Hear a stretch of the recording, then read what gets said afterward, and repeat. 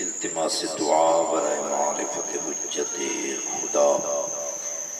بسم اللہ الرحمن الرحیم۔ اللہم صل علی محمد وآل محمد۔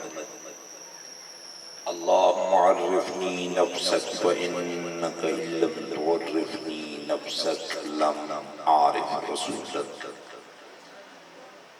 اللہم عرفنی رسولک فإنک إن لم تعرفنی رسولک لم أعرف حجتک۔ اللہم عرفنی حجتک فإنک إن لم تعرفنی حجتک ضللت عن دینی۔ یا رب الحسین علیہ السلام، بحق الحسین علیہ السلام، اشف صدر الحسین علیہ السلام بظہور الحجہ۔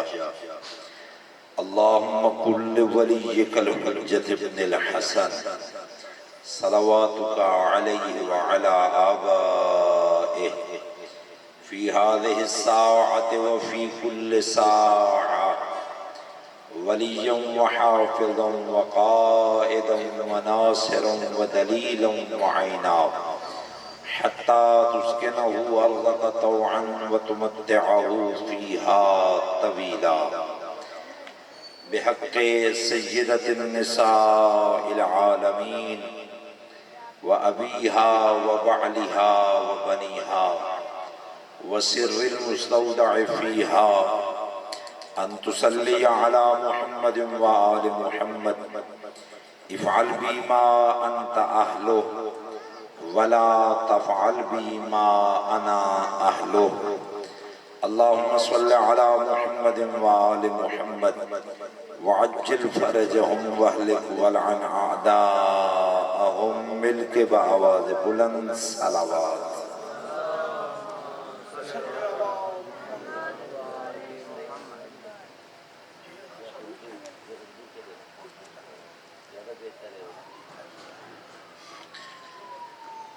یہ زحمت نہ سمجھیں، محبت فرمائیں، تھوڑا تھوڑا آگے آ جائیں، یہ کافی جگہ خالی ہے، آ جائیں تھوڑا آگے آ جائیں۔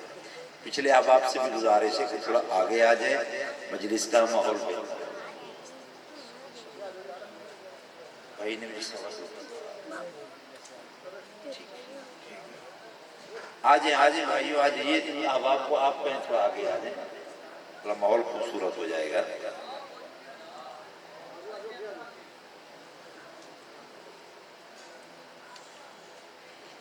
چلیں ہر کی مرضی، کیا کہا جا سکتا ہے۔ توجہ ہے میری جانب؟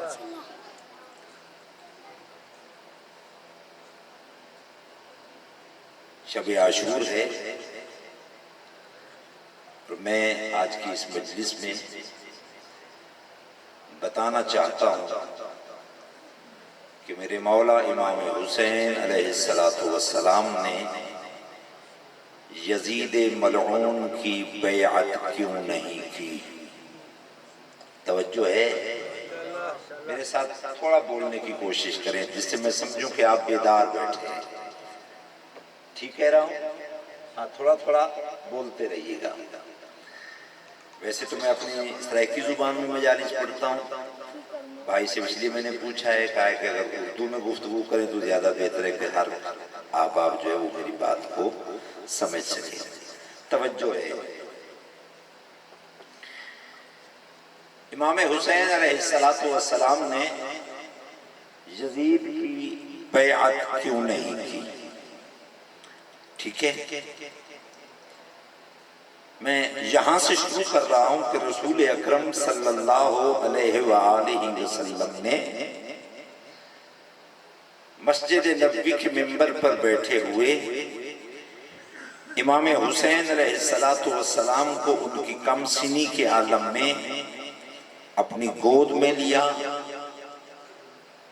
رخسار امام حسین علیہ السلام کا بوسہ لیا اور پھر مجمع کی طرف دیکھ کر ارشاد فرمایا، حسین منی و انا من حسین،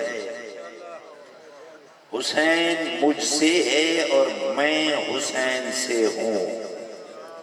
بہت توجہ چاہتا ہوں. فقط یہی کچھ نہیں بلکہ ساتھ فرمایا فمن احب حسینا فقد احبنی. جس نے میرے حسین سے محبت کی گویا اس نے مجھ سے محبت کی. توجہ ہے. جس نے حسین سے محبت کی اس نے مجھ رسول سے محبت کی. اور پھر فرمایا فمن احبنی فقد احب اللہ. جس نے مجھ رسول سے محبت کی پس اس نے اپنے اللہ سے محبت کی. یعنی حسین کی محبت، مجھ رسول کی محبت، میری محبت، اللہ کی محبت، اس کڑی کے سلسلے سے ملتے ہوئے یہ ثابت ہوا کہ حسین کی محبت بھی اللہ کی محبت ہے. بہت توجہ چاہتا ہوں. میری نہیں معلوم مجھے مجلس میں کتنے میرے اہل سنت بھائی تشریف فرما ہیں، وہ میری گزارشات پر توجہ کریں اور غور فرمائیں کہ میں کیا کہنا چاہ رہا ہوں. رسول نے پہلا جملہ فرمایا تھا حسین منی وانا من حسین. حسین مجھ سے ہے اور میں حسین سے ہوں. بس اس کی دو باتیں ہیں. ایک بات ہے نسب کے حوالے سے. پیغمبر نے جو پہلا جملہ ارشاد فرمایا کہ حسین منی، حسین مجھ سے ہے، یہ نسب کے حوالے سے ہے کہ میں نانا ہوں، حسین نواسا ہے. ہاں. اور دوسرا جملہ جو تھا وہ حسب کے حوالے سے تھا کہ حسین منی وانا من حسین، اور میں حسین سے ہوں. یہ حسب کے حوالے سے ہے، یہ مقام کے حوالے سے ہے. یعنی کائنات کے رسول یہ فرمانا چاہتے ہیں، توجہ کرنا اس جملے پر دنیا والوں. کائنات کے رسول فرما رہے ہیں میرا کلمہ پڑھنے والوں، توحید کی وحدانیت کا اعلان کرنے والوں، آؤ میں محمد آپ کو مسجد نبوی کے ممبر پہ بیٹھ کر یہ بات واضح کرنا چاہتا ہوں کہ میں حسین سے ہوں. کا مطلب کیا ہے؟ مطلب یہ ہے کہ میں وہ ہوں کہ جو قیامت تک زندہ رہوں گا تو وہ حسین کی وجہ سے زندہ رہوں گا. کس کی وجہ سے زندہ رہوں گا؟ بولو. حسین کی وجہ سے زندہ رہوں گا. کس کی وجہ سے زندہ رہوں گا؟ آخری جوان دوستو، کس کی وجہ سے زندہ رہوں گا؟ حسین کی وجہ سے. آؤ میں دلیل دینے کے لیے تیار ہوں. اور فرمائیے گا کیونکہ یزید ملعون، اب دیکھیے دو خاندانوں کا تعارف. اور فرمائیے یزید ملعون شام میں بیٹھ کر اعلان کر رہا تھا، اور یہ اہل سنت کتب تواریخ میں موجود ہیں جو اس کے یہ جملے جو اس کے کفر کو بیان کر رہے ہیں. اور تعجب ہوتا ہے آج کے بعض ان مسلمانوں پر کہ جو لا الہ الا اللہ اور محمد الرسول اللہ پڑھ کر یزید جیسے ملعون کا دفاع کرتے ہیں. یعنی وہ یہ ثابت کرتے ہیں کہ ہم یزیدیت کے ساتھ ہیں.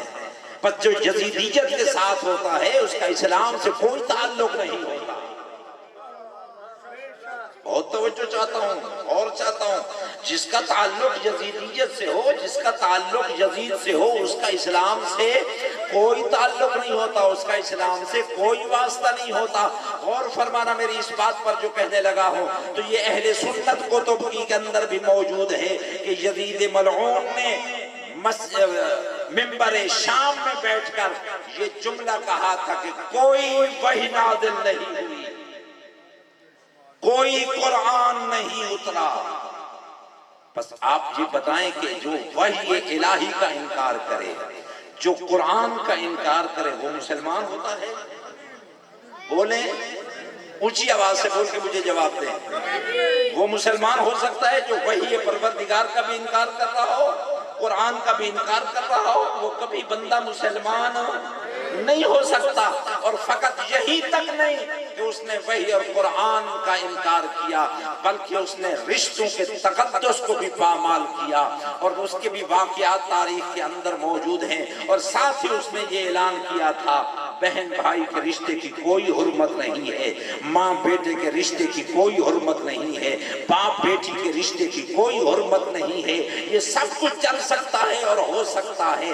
تو میرے مولا حسین علیہ السلام نے مدینہ میں اس کی اس غلط آواز کو سن کر ارشاد فرمایا تھا تو بکواس کرتا ہے، میں اپنے نانا کے دین کا وارث ہوں، اگر آج میں حسین تجھ کو یہ ثابت نہ کر سکا تو پھر یاد رکھ میرا سر تو کٹ سکتا ہے، میرا بدن ریگ کربلا پہ پڑا ہوگا، تپتی زمین کربلا پہ پڑا ہوگا، اور میرا سر نوک نیزہ پہ بلند ہو کر شہر بشہر تو پھروائے گا، اور میں قرآن پڑھ کے ثابت کروں گا کہ جو مجھ پہ میرے نانا پہ نازل ہوا وہ کل بھی حق تھا، وہ آج بھی حق ہے۔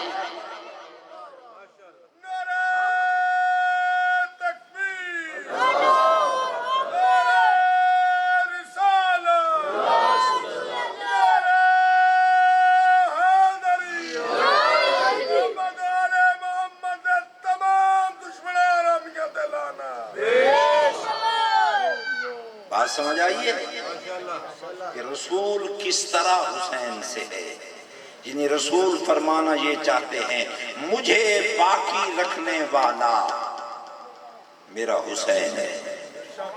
اور یہی وجہ تھی، توجہ چاہتا ہوں، یہی وجہ تھی کہ جب دربار شام میں رسول کی بیٹیوں کو لایا گیا اور اس یزید ملعون کے سامنے کھڑا کیا گیا، بہت توجہ چاہتا ہوں، اور امام سجاد علیہ السلام نے خطبہ ارشاد فرمایا، لوگوں کو تعارف کروایا کہ میرا بابا حسین کیا ہے، تو اس ملعون نے فوراً اپنے مؤذن سے کہا، توجہ چاہتا ہوں، فوراً اپنے مؤذن سے کہا کہ آذان کہو، اور ایک دو نہیں مختلف بہت زیادہ مؤذن لوگوں نے یک لخت آذان کہنا شروع کی، اور جب انہوں نے جملہ کہا اشہد ان محمد رسول اللہ، تو میرے امام نے روک کر فرمایا مؤذن رک جا، اور پھر یزید کمینے کی طرف رک کر کے میرے مولا نے ارشاد فرمایا او ظالم بتا یہ محمد تیرا نانا ہے یا میرے بابا حسین کا نانا؟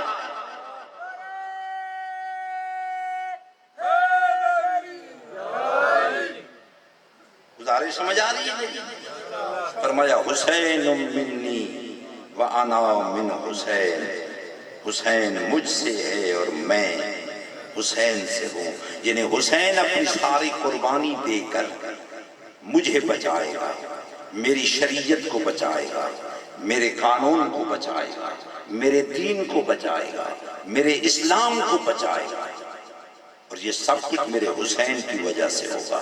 اور پھر آج جو دوسرا جملہ میں نے کہا تھا کہ یزید ملعون نے رشتوں کے تقدس کو پامال کیا، تو میں یہاں پر جملہ کہا کرتا ہوں جتنے شریف احباب بزرگ جوان تشریف فرما ہے، میں آپ کو دعوت فکر دے رہا ہوں، ابھی مجلس ختم ہو اور اپنے گھر جائیں، یا جب بھی آپ کسی کام کے حوالے سے باہر جاتے ہیں اور واپس گھر پلٹتے ہیں، تو میں کہتا ہوں ایک منٹ کے لیے گھر کے دروازے پہ رک جاؤ اور اپنے گھر کی چار دیواری کے اندر نگاہ کرو، اور نگاہ کرنے کے بعد آپ کو یہ سمجھ آ جائے یہ میری ماں ہے، یہ میری بیٹی ہے، یہ میری بہن ہے، تو پھر اللہ کا سجدہ کرتے ہوئے کربلا کی طرف رک کر کے کہو حسین یہ تیری محنت کا نتیجہ ہے، یہ تیری محنت کی وجہ سے کہ تو نے قربانی دے کر رشتوں کے تقدس کو باقی رکھا ہے، رشتوں کو پامال ہونے سے بچایا ہے، میرے اپنے نانا کے دین کو بچایا ہے، اور ہمیں یہ شعور بخشا ہے، ہمیں یہ دین کے ذریعے ہم تک یہ پیغام پہنچایا ہے کہ بہن کا مقام کیا ہے، ماں کا مقام کیا ہے، بیٹی کا مقام کیا ہے۔ صلوات پڑھ دے مل کر،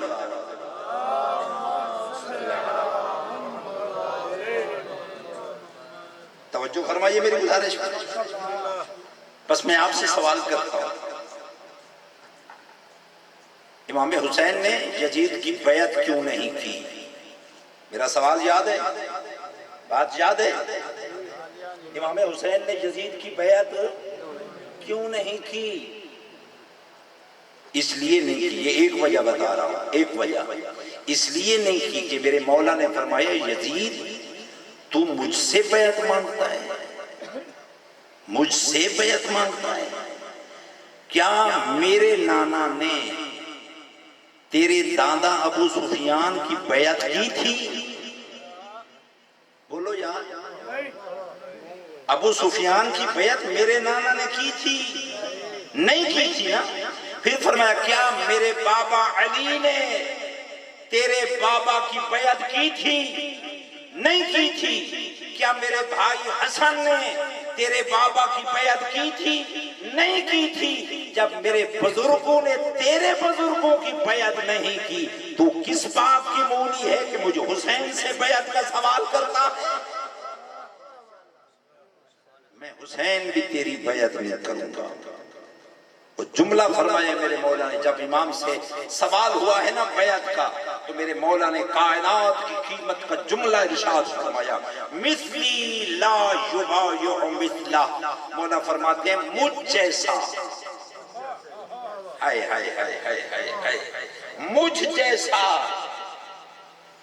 اب رسول حسین جیسا ہے، امیر المؤمنین حسین جیسا ہے، حسن مجتبی حسین جیسا ہے، اس لیے انہوں نے ان کی بیعت نہیں کی۔ توجہ چاہتا ہوں، انہوں نے ان کی بیعت نہیں کی، میں تیری بیعت نہیں کروں گا۔ اور پھر میرے بعد بھی جو بھی میرا کردار حسینی رکھنے والا ہوگا وہ کبھی بھی کردار یزیدی کے سامنے جھکنے کے لیے تیار نہیں۔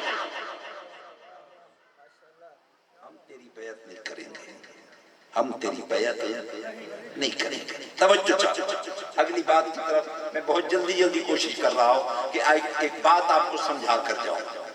غور فرمائیے، حسین مولا نے یزید کی بیعت کیوں نہیں کی؟ یہ دعویٰ ذہن نشین رہے۔ یہ میری گزشتہ گفتگو سمجھ آ گئی ہے؟ سب کو سمجھ آ گئی ہے؟ جن کو سمجھ آئی ہے ہاتھ بلند کریں، نعرہ حیدری کا جواب دیں۔ سلامت رہیں، میری بات سب الحمدللہ سب تک پہنچ گئی ہے۔ میں آگے بڑھنا چاہتا ہوں۔ پھر میرے امام نے فرمایا تو مجھ سے کیا مانگ رہا ہے؟ ہاتھ، ہاتھ ہی مانگا تھا نا۔ بیعت کیسے ہوتی ہے؟ ہاتھ پر ہاتھ رکھنے سے اور چاند وہ کلمات جو بیعت کے حوالے سے ہیں وہ بیان کرنے سے بیعت ہوتی ہے۔ انہوں نے کہا تو نے مجھ سے ہاتھ مانگا ہے نا، تو نے میرے ہاتھ کو پہچانا ہی نہیں، تو نے میرے ہاتھ کو پہچانا ہی نہیں کہ میرا ہاتھ کیا ہے۔ ہائے ہائے ہائے ہائے ہائے، میرا ہاتھ کیا ہے؟ میرے مولا حسین فرماتے ہیں آدم سے لے کر، میں وقت کو مد نظر رکھ کے اپنے جملے کو مختصر کر رہا ہوں تاکہ آپ تک بات پہنچ جائے، آدم سے لے کر عیسیٰ تک، عیسیٰ سے لے کر میرے نانا رسول کی رسالت تک، میرے نانا سے لے کر میرے بھائی حسن مجتبی کی امامت تک، ان سب کی رسالتیں، ان سب کی نبوتیں، ان سب کی امامتیں، ان سب کی عصمتیں، ان سب کی محنتیں اور کوششیں مجھ حسین کے ہاتھ میں ہیں۔ آئے آئے آئے آئے آئے آئے، مجھ حسین کے ہاتھ میں ہیں۔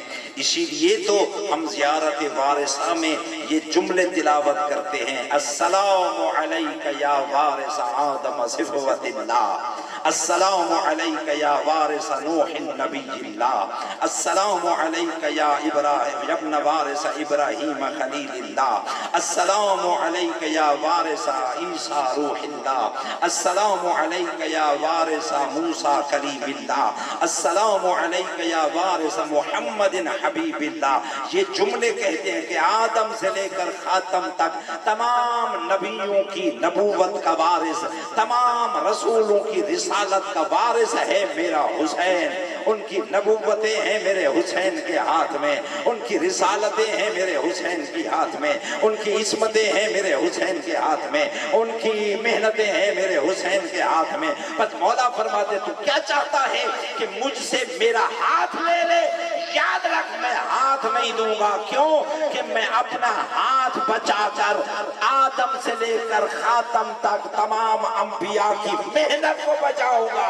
خواہ اس محنت کو بچانے کے لیے مجھ حسین کو سر دینا پڑے دے دوں گا، ہاتھ نہیں دوں گا۔ میں اس ہاتھ کو بچاؤں گا۔ ہاتھ اتنا قیمتی ہے، ہاتھ اتنا قیمتی ہے۔ توجہ چاہتا ہوں، فطرت زمانہ کیا ہے بھائی؟ فطرت زمانہ کیا ہے؟ فطرت زمانہ یہ ہے کہ اگر کسی انسان کے سر پر مشکل آ جائے، اگر کوئی دشمن کسی کے سر پر حملہ کرے تو آدمی کیا کرتا ہے؟ بولو، دانا لوگ بیٹھے ہیں میرے سامنے، آپ بولے نا، کسی کے سر پر کوئی حملہ کرے، کوئی ڈنڈے سے وار کرے، کوئی کلہاڑی سے وار کرے، کوئی ایسا پتھر مارے، کچھ کرے، تو آپ سب سے پہلے کیا کرتے ہیں؟ ہاتھ آگے لے آتے ہیں۔ کیوں؟ اس لیے کہ اگر تکلیف پہنچے تو میرے ہاتھ کو پہنچے، میرا سر بچ جائے۔ ابھی تک سمجھ نہیں آئی کہ حسین کا ہاتھ کتنا قیمتی تھا، جس کے لیے حسین کہہ رہا ہے سر دینے کو تیار ہوں، ہاتھ نہیں دوں گا، ہاتھ نہیں دوں گا۔ مولا نے یزید کی بیعت نہیں کی۔ اب یہاں پر مجھے جملہ یاد آیا، جملہ میرا نہیں ہے، جتنے میرے اہل سنت بھائی یہاں تشریف فرما ہے، میں ان کو خوش آمدید کہتا ہوں، ساتھ دعوت فکر دیتا ہوں۔ میرے اس جملے پر غور فرمائیے، جملہ میرا نہیں ہے، اہل سنت کے بہت بڑے عالم جناب مودودی، جماعت اسلامی کے پہلے سربراہ مودودی صاحب، ان کا یہ جملہ ہے۔ وہ فرماتے ہیں سوال یہ نہیں ہے کہ جب لوگ یزید کی بیعت کر رہے تھے تو حسین نے بیعت کیوں نہیں کی؟ آخر تک تمام احباب سر اٹھا کر میرا جملہ اپنے دامن میں محفوظ فرمائیے گا اور میرے جملے پر غور فرمائیے گا۔ وہ فرما رہے ہیں کہ سوال یہ نہیں ہے کہ جب لوگ بیعت کر رہے تھے تو حسین نے بیعت کیوں نہیں کی، نہ، وہ فرماتے ہیں سوال یہ بنتا ہے جب حسین نے بیعت نہیں کی لوگوں نے کیوں کی؟ ہائے ہائے ہائے ہائے ہائے ہائے ہائے، یعنی جناب مودودی صاحب کے سامنے حسین کا معیار کچھ اور ہے۔ حسین ایسا حق کا مینار ہے، حسین ایسا حق کا معیار ہے کہ جس کے پیچھے لوگوں کو چلنا چاہیے۔ حسین کسی کے پیچھے نہیں چلے گا، لوگوں کو حسین کے پیچھے چلنا چاہیے، صحابہ کو رسول حسین کے پیچھے چلنا چاہیے، یہ سمجھتے ہوئے کہ یہ حسین رسول سے ہے اور رسول حسین سے ہے۔ کیونکہ حسین کا کردار رسول کا کردار ہے، حسین کی گفتار رسول کی گفتار ہے۔ فرمایا میں تیری بیعت نہیں کروں گا۔ بات ختم کرنے لگا ہوں، ٹائم بتائیے گا، بات ختم کرنے لگا ہوں، آخری 2 یا 3 جملے، توجہ فرمائیے، غور فرمائیے۔ مولا نے فرمایا ہاتھ نہیں دوں گا، سر دوں گا۔ بات سمجھ آ رہی ہے؟ ہاتھ نہیں دوں گا، سر دوں گا۔ اور یہی سوال چلتا رہا میدان کربلا تک، مدینہ سے لے کر کربلا تک یہی سوال چلتا رہا کہ حسین بیعت کر لو، حسین ہاتھ دے دو۔ فرمایا نہیں، آپ نہیں دیکھ رہے، آپ دیکھ ہی نہیں سکتے، نہ تو آپ کی بصارت ہے اور نہ ہی آپ کی بصیرت ہے، لیکن میں حسین دیکھ رہا ہوں۔ میرے سامنے 1.25 لاکھ انبیاء کی صفیں لگی ہوئی ہیں اور ہر نبی مجھ حسین سے التجا کر رہا ہے، حسین ہماری محنت کو بچا لے، حسین ہماری نبوت کو بچا لے، حسین ہماری رسالت کو بچا لے۔ مولا فرماتے ہیں آج میں ہاتھ تجھے نہ دے کر، توجہ چاہتا ہوں، ہاتھ تجھے نہ دے کر، سر دے کر، ہاتھ کو بچا کر ان انبیاء کے سر پر رکھوں گا کہ تمہاری شریعتیں زندہ باد، تمہارے قانون زندہ باد۔ اور صرف یہی کچھ نہیں، میں اپنا ہاتھ بچا کر نانا کے اسلام کے سر پر رکھ کر یہ واضح کر دوں گا کہ قیامت تک اسلام زندہ باد رہے گا، حسینیت زندہ باد رہے گی اور یزیدیت مرد آباد ہوتی ہوئی نظر آئے گی، یزیدیت مرد آباد ہوگی۔ آج میں حسین اپنا ہاتھ بچاؤں گا، انبیاء کی محنتیں بچاؤں گا، انبیاء کی شریعتیں بچاؤں گا، انبیاء کی رسالتیں بچاؤں گا۔ یہ ہاتھ تیرے حوالے نہیں کروں گا، یہ میرا ہاتھ بڑا قیمتی ہے، اس میں انبیاء کی محنتیں ہیں۔ بس میرے بھائیوں، دوستوں اور بزرگوں، یہ مختصر سی گفتگو میں نے آپ کے لیے کی تاکہ آج کی اس رات میں کوئی پیغام لے کر جائیں، کوئی بات سمجھ کر جائیں کہ حسین نے بیعت کیوں نہیں کی۔ وقت ہوتا تو میں مزید تفصیل بیان کرتا ہوں، مزید دلائل بیان کرتا، لیکن یہیں پر بات کو روک رہا ہوں کہ وقت اجازت نہیں دے رہا۔ اور ہم پر یہ اعتراض نہیں ہونا چاہیے کہ شیعہ شبیہات بناتے ہیں، شبیہ بننا، شبیہ بنانا سنت پروردگار ہے۔ سب سے پہلے شبیہ اللہ نے بنوائی۔ اللہ کا گھر کہاں ہے؟ بولو، اللہ کا گھر کہاں ہے؟ کعبہ مکہ المکرمہ میں، ٹھیک ہے؟ جو یہاں آپ کے شہر میں مسجد ہے، یہ کیا ہے؟ بولو، کیا ہے؟ اس کعبہ کی شبیہ۔ اس لیے ہم اسے کہتے ہیں اللہ کا گھر، کعبہ نہیں ہے۔ کعبہ وہ ہے کہ جس کی طرف رخ کر کے نماز پڑھی جاتی ہے، اور یہاں مسجد بنواتے ہیں، اللہ کا گھر بنواتے ہیں اس لیے کہ اس میں کھڑے ہو کر کعبہ کی طرف رخ کر کے اللہ کی نماز ادا کریں۔ بس یہ ہوئی اس کی شبیہ۔ بس اگر شبیہ بنانا جائز نہ ہوتا تو اللہ مساجد بنانے کا حکم نہ دیتا۔ اور پھر توجہ چاہتا ہوں، تفاسیر میں یہ جملہ موجود ہے کہ حضرت موسیٰ کے زمانے میں ایک شخص حضرت موسیٰ کی نقل اتارا کرتا تھا۔ کیوں؟ کہ حضرت موسیٰ کی زبان میں تھوڑی لڑکھڑاہٹ تھی، بولتے ہوئے لڑکھڑاتے تھے، تو وہ شخص حضرت موسیٰ کی نقل اتارتا تھا۔ لوگوں نے کوشش کی اس کو سزا دی جائے، اللہ کی طرف سے پیغام آیا ان لوگوں کو منع کرو اس لیے کہ یہ میرے موسیٰ کی شبیہ بنتا ہے۔ بس یہ جو ہم پرچم کی علم عباس کی شبیہ بناتے ہیں، اپنے گھروں پہ لگاتے ہیں، جلوس کے ابتدا میں لے کر چلتے ہیں، یہ اس علم کی شبیہ ہے جو علم کائنات کے رسول نے حیدر کرار کے ہاتھ میں دیا تھا۔ یہ علم اس علم کی شبیہ ہے جو جناب حضرت عبد المطلب نے اٹھایا تھا۔ یہ علم اس علم کی شبیہ ہے جو علم جناب حضرت ابو طالب نے اٹھایا تھا۔ یہ علم اس علم کی شبیہ ہے جو خود رسول اللہ نے اٹھایا تھا۔ یہ علم اس علم کی شبیہ ہے جو حیدر کرار نے اٹھایا تھا۔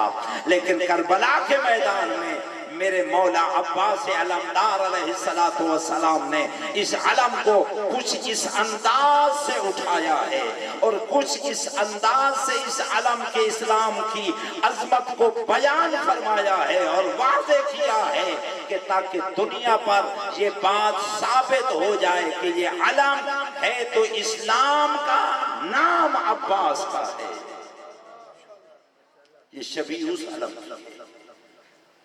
وقت ہوتا تو میں اس پر بھی مزید گفتگو کرتا، بات کو ختم کرنے لگا ہوں تاکہ آپ کے لیے زیادہ وقت نہ گزر جائے۔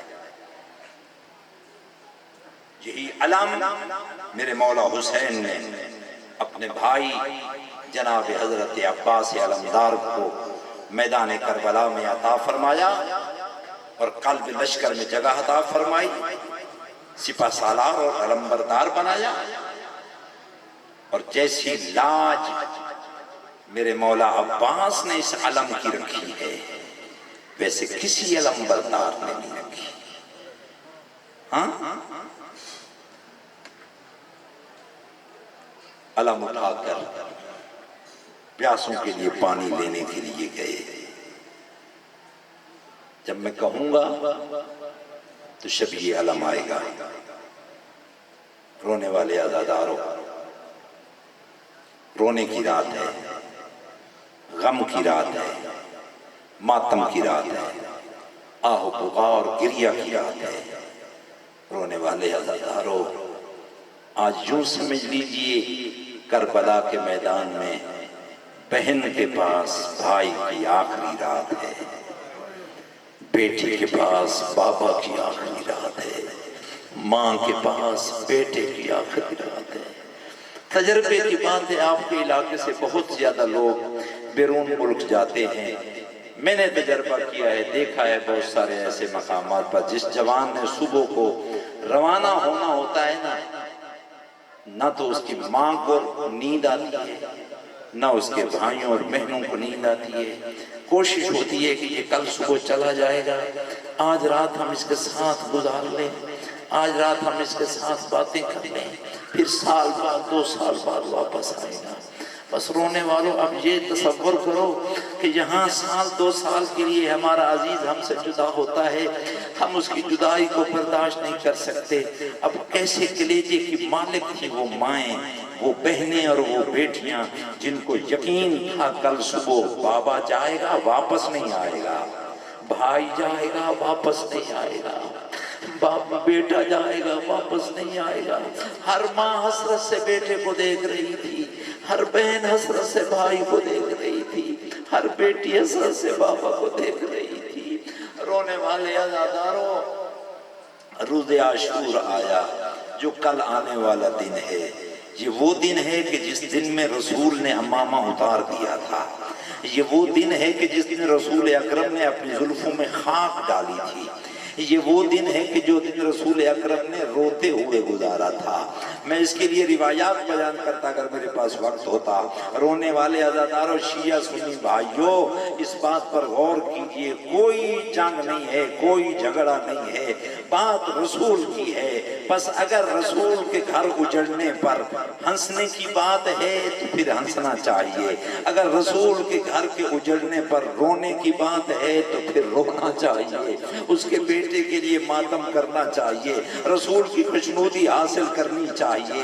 رونے والے عزاداروں، پس مولا عباس آخری ودا کر کے کنارے نہر پہ پہنچے، دشمنوں سے کنارے کو خالی کیا، مشہد کو بھرا، واپس روانہ ہوئے۔ رونے والے عزاداروں، ہر طرف سے تیروں کی بارش ہونے لگی۔ مولا عباس نے مشہد کو بچانا شروع کیا۔ جو دائیں طرف سے تیر آتے ہیں جھوک کے اس کو اپنے پشت پہ لے لیتے ہیں، جو بائیں طرف سے آتے ہیں جھوک کے اس کو بھی اپنے پشت پہ لے لیتے ہیں۔ مشہد کو بچا رہے ہیں اس لیے کہ میرا مولا پیاسا ہے، میرے مولا کے بچے پیاسے ہیں، میرے مولا کی بیٹیاں پیاسی ہیں، میرے مولا کی بہنیں پیاسی ہیں، میں ان تک پانی پہنچاؤں۔ رونے والے عزاداروں، میں کیا عرض کروں، اتنے میں ایک ظالم نے ایسا وار کیا مولا عباس کا دایاں بازو کٹ کے زمین پہ گرا، دوسرے نے وار کیا مولا کا بایاں بازو کٹ کے زمین پہ گرا، مولا نے مشک کی ڈوریں اپنے منہ میں لے لی، مشک کو سینے سے لگا دیا، گھوڑے سے فرماتے ہیں گھوڑا جلدی چال میری سکینہ پیاسی ہے۔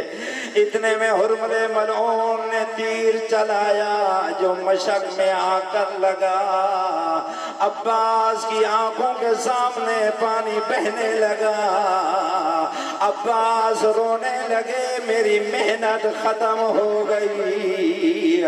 رونے والے عزاداروں اس باوفا علم بردار نے فرمایا گھوڑا اب واپس چل، میں خیام میں بغیر پانی کے کیسے جاؤں گا، میں تو اپنے مولا کی بیٹی سے وعدہ کر کے آیا تھا کہ پانی لے کر آؤں گا۔ رونے والے عزاداروں گھوڑے نے رخ پھیرا، ادھر سے امام حسین نے آواز دی عباس کہاں جا رہے ہو، میری کمر ٹوٹ گئی، عباس میں چل نہیں سکتا، تیرا غریب بھائی ہوں۔ رونے والے عزاداروں اب ایک ظالم نے مولا عباس کی آنکھ میں تیر مارا، دوسرے نے سر میں گرز مارا، سر ایسے کھلا جیسے قرآن کھلتا ہے، گھوڑے کی زین سے زمین پر آئے، مولا حسین مشکل سے بھائی کے لاشے پر پہنچے۔ رونے والے عزاداروں بھائی سے باتیں ہوئی میں بیان نہیں کر سکتا، آخر پہ پھٹی ہوئی مشک کو اٹھایا، بھائی کے علم کو اٹھایا، واپس جاتے ہوئے راستے سے بھائی کے بازو اٹھائے۔ آپ اندازہ تو کیجئے امام کے صبر کا، جس کا جوان بھائی اس عالم میں ٹکڑے ٹکڑے زمین پہ پڑا ہو، اس امام کی کیا حالت تھی، روتے ہوئے خیام کی طرف جا رہے تھے، اب لے آئیے مولا کے علم کی شبیہ۔ رونے والے عزاداروں یہ اسی علم کی شبیہ بنا کے لائے ہیں، بیٹھے رہیے گا، آخر پہ اٹھ کے زیارت کیجئے گا، میرے نزدیک لے آئیں، میں آخری دو جملے کہہ کے ختم کرنے لگا ہوں، منت کر رہا ہوں، بیٹھے رہیے، میرے نزدیک آ جائیں پھر زیارت کیجئے گا۔ رونے والے عزاداروں مولا شبیہ مولا علم لے کر خیام کی طرف جا رہے ہیں، راستے میں بیٹی چھوٹی چھوٹے بچوں کو ساتھ لے کر آئی، بابا کے سامنے ہاتھ باندھے، رو کر کہا بابا میں تجھ سے معافی چاہتی ہوں، بابا میں چچا کو پانی کے لیے نہ بھیجتی، میرا چچا یوں مارا نہ جاتا۔ ادھر عباس گھوڑے کی زین سے زمین پر آئے، ادھر علی کی بیٹی نے تمام پردہ بیویوں کو بلایا، خیام کے درمیان میں کھڑے ہو کر سر پہ ماتم کرتے ہوئے کہا واہ حجابا، عباس تیرے جانے کے بعد ہمارے پردوں کا خدا حافظ۔ رونے والے عزاداروں بی بی کا بہن ہونا تھا، زمین کربلا ہلنے لگی، بی بی نے کہا حسین مجھ سے عباس کا پرسہ قبول کر لیجئے، میرے پردے کا ضامن چلا گیا،